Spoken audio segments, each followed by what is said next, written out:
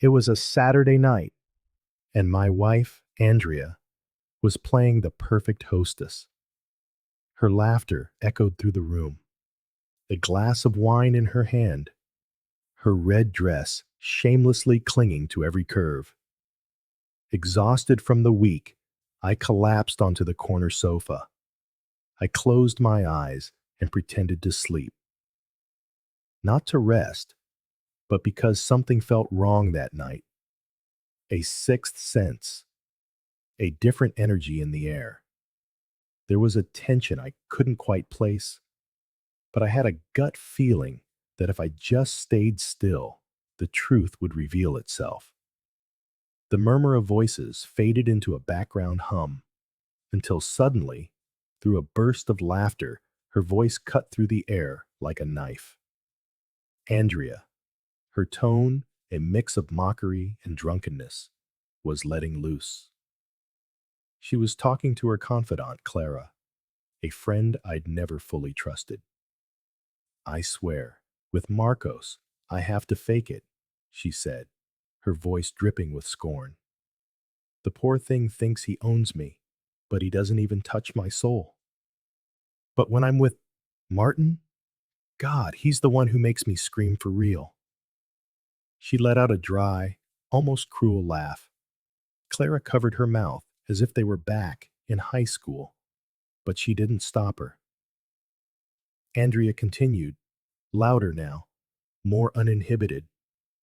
Can you imagine if he knew? If he knew his precious little wife spends her time moaning in the office after meetings with her boss while he thinks I'm working overtime for a promotion? I didn't feel jealousy. I felt shame, disgust, not because of what she was doing, but how she said it. As if I were a stupid piece of furniture, just another decoration in the room. As if the years we'd spent sharing a bed, bills, problems, and silences meant nothing. I wanted to get up, to say something, but my body wouldn't move. I was paralyzed, listening to her describe how she undressed for that man, how she liked him to whisper orders in her ear, not please. She mocked the way I made love to her, like he's just running an errand. She laughed. I couldn't deny we had routines, but who doesn't? Did that warrant this kind of cheap betrayal? The friends began to leave. The wine ran low, and Andrea went to the bedroom, oblivious that she had just dug her own grave. I remained on the sofa, staring at the ceiling, watching it all fall apart like a line of dominoes. 1,000 dinners flashed through my mind. The times she said she was tired, the urgent meetings, the phone always face down, the changes in her perfume. Every detail I had once ignored out of love now screamed in my face, telling me what an idiot I'd been. But more than that, I was invisible to the woman I shared my life with. And that invisibility was worse than any betrayal. When I finally stood up, I was no longer the same man. I walked through the house like a soldier surveying a battlefield after a bombing. Everything was in its place, but nothing made sense anymore. The photos, the ornaments, the bed we slept in, the bathroom where I shaved while thinking of her, it was all contaminated. I knew I couldn't face the storm that night, not out of cowardice, but because my fury needed to mature. I didn't want to scream or cry or demand explanations. No, I wanted revenge. Cold, surgical, and precise. And I knew that was a dish best served slow. Sunday dawned with a false calm, the kind that feels heavier than a scream. Andrea woke up late, nursing a hangover with the carelessness of someone who believes they are untouchable. She greeted me with a kiss on the cheek, as if she hadn't confessed just last night that her boss made her scream with pleasure. While I was little more than a mannequin with a wedding ring, I returned the greeting with a controlled smile, so measured that not a single crack showed. If she was going to act, then so could I. But inside me, the seed of revenge had already begun to sprout. Over breakfast, she chattered on as usual about trivial things. The supermarket, her mother wanting to visit next week. I nodded, feigning interest, but I was recording everything. Every movement, every look, every word she spoke was another piece of the puzzle of her lies. I watched how she manipulated her life's narrative with the precision of someone who had rehearsed it for a long time. I wondered how many times she had come home smelling of Martin's cologne, and I, like an idiot with no sense of smell or instinct, had welcomed her with hugs and dinner. I decided to play the part of the distracted husband a little longer. I couldn't confront her without proof, without a foundation that would leave her no room for excuses. I needed to see her burn with the truth staring her in the face, with no way out, no escape. So I started checking her phone when she was in the shower, something that would have never occurred to me before. But of course, she wasn't stupid. Everything was clean, too clean. Not a single suspicious conversation, not one strange photo, just the usual. Then I remembered an old laptop she sometimes used for work, one she'd all but forgotten in the back of a closet. That same night, while she slept soundly, I crept into the study like a silent thief. The laptop had no password, as if she'd forgotten it even existed. I started sifting through folders, browser history, documents, and there it was, an email thread under a coded name, but the messages left no room for doubt. They were erotic, explicit, filled with details that turned my stomach, but not with excitement. There were dates, descriptions, even photos. Her in lingerie, in an office. Him, a bald man with the face of a pig, kissing her on a corporate sofa. I felt a wave of nausea. I closed the laptop, splashed water on my face, and took a deep breath. These weren't suspicions anymore. This was a fact. I went back to bed and lay down beside her. I watched her sleep, the way you'd watch a wild animal that doesn't yet know it's been trapped. I couldn't understand how she could live with such hypocrisy. Or maybe I could. Maybe betrayal is just another routine, and you get used to living among lies if it suits you. But I wasn't going to be that kind of man. Not anymore. The difference was, she thought I was still the same sleeping idiot from the sofa. What she didn't know was that from that night on, the man sleeping beside her was no longer her husband. He was her judge. The following days were a flawless choreography. Andrea continued her routine as the functional wife. Calls from the bathroom, urgent afternoon outings, forced laughter over dinner. I, in the meantime, had become a meticulous spy. I wasn't looking for more proof. I had enough. Now, I wanted to dismantle her from the inside out.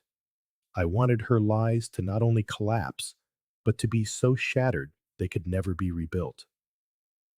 I started subtly recording conversations, setting small traps, asking seemingly innocent questions just to see how she'd react. She was so confident in her performance that she never noticed every word she spoke was just another thread for the web I was weaving. One Wednesday, Without a word, I went to her company. I didn't go in, didn't make a scene. I just watched. From the cafe across the street, I saw Martin greet her as she arrived. A touch of the hands that lingered a moment too long. A knowing smile. She was wearing that sweet perfume she hadn't worn for me in months. The man was older, with that alpha male office air, rolled up sleeves, a deep voice, a predatory gaze. I wasn't surprised. Andrea always had a type. She wasn't attracted to beauty, she was attracted to power. And in recent years, I had become predictable, safe, stable, a prison of affection. I got home before she did. I sat in the kitchen, her laptop open, and began to write. Not a breakup text, not a letter of pain. I wrote a detailed report. It included all the evidence, screenshots, dates, times, copies of emails, even bank statements showing strange payments. A report I would send to her company's human resources, to Martin himself, and to her family. I wouldn't send it right away. I saved it like a loaded weapon. Because before I destroyed her life, I wanted her to know that I had unmasked her down to the last detail. I wanted her to feel the crushing weight of my knowledge before everything came crashing down. That night, I confronted her without a word. I placed her open laptop on the bed, displaying a single image, a picture of her, kneeling before that pig of a boss, with an expression of feigned pleasure, just like the one she gave me. But this time, her eyes were genuinely closed. She froze. She didn't ask how I got it. She didn't cry. She didn't apologize. She just sat on the edge of the bed and repeated, I swear, I never wanted to hurt you. The most stupid, empty, cowardly sentence anyone can utter after they've done exactly that. I didn't answer. I just went to sleep on the sofa. But this time, I wasn't pretending. I didn't need to hear anything else. The next morning, I woke up before her. I made coffee, sat at the table, and began printing every page of the report, one by one. The sound of the printer was like the metronome of a death sentence. When it finished, I took the stack of papers, placed it in a black folder, and left it on top of her handbag. I didn't say a word as I left. Neither did she. The silence between us was no longer uncomfortable. It was final. I was no longer the cheated husband. I was the man who held all the power. And in that moment, I knew that was far more destructive than any impulsive act of revenge. When I got home from work that evening, Andrea was gone. Not a trace. Only the black folder, untouched, on the table. She hadn't opened it. That said it all. She didn't want to face the truth. She preferred to run. She reacted like a coward, like someone who knows there's no way to defend what they've done. But it didn't bother me. On the contrary, it worked to my advantage. Every minute she ignored that file was another turn of the noose around her neck. Because in the meantime, I was still moving the pieces. I had scheduled the emails with all the evidence. The exact time. Friday, 8 o'clock a.m. The perfect moment. The start of the workday. Guaranteed chaos. On Thursday, Clara called, the same friend who had laughed at me with her. I didn't understand why she was calling, but I answered. Her voice was different, less arrogant. Marcos, Andrea is a mess. She says you know everything. She asked me to talk to you. I laughed, a dry, humorless sound. So now she remembers me. What does she want me to say?